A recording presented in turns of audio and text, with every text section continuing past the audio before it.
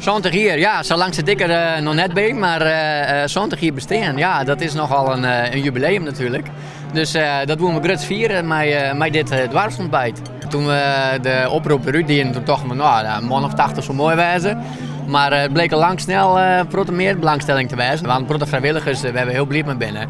En samen hebben we dit van elkaar gekregen, samen met de sponsoren uit het dorp. De bedrijven hebben wat mij geholpen financieel, maar ik met het eten en het drinken die ze hier zwaar gaan. Vind je het belangrijk dat er zo'n vereniging is?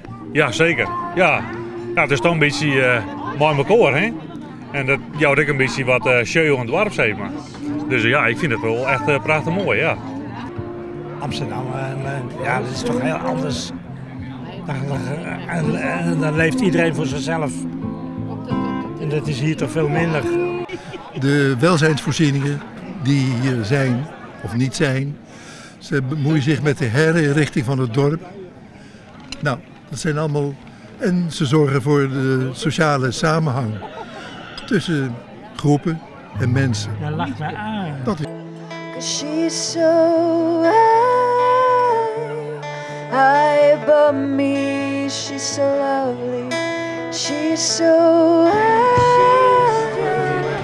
Cleopatra and Joan of Arc. Ik ben in Verwoerd geboren, toen had ik in Skopje-net wennen en toen kwam ik hier bij Weien. Toen zei ik, nou, hoe kom je er nou bij het dorp? En toen ben ik bij de activiteitencommissie gegaan, dat is verdwenen. Vind je het belangrijk wat je hem organiseert? Ja, ik vind het heel belangrijk. Ik vind het zoals het is geweldig hoe je de mensen bij elkaar brengen kan, dat je voor elke keer wat kan. En dat houdt het dorp levend. Ja.